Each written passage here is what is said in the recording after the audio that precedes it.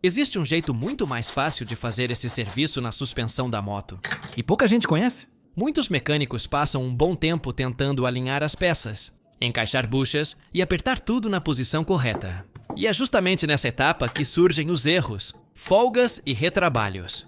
Mas esse mecânico experiente resolveu o problema com uma técnica simples e extremamente eficiente. Usando peças comuns da oficina, ele cria um sistema que guia o encaixe e mantém tudo perfeitamente alinhado.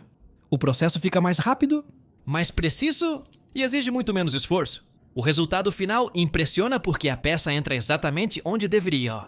Sem marteladas desnecessárias e sem improvisos arriscados. São esses pequenos truques que fazem a diferença entre um serviço comum e um trabalho de profissional. Depois de aprender essa técnica, você vai entender por que tantos mecânicos experientes economizam tempo e evitam dores de cabeça na oficina.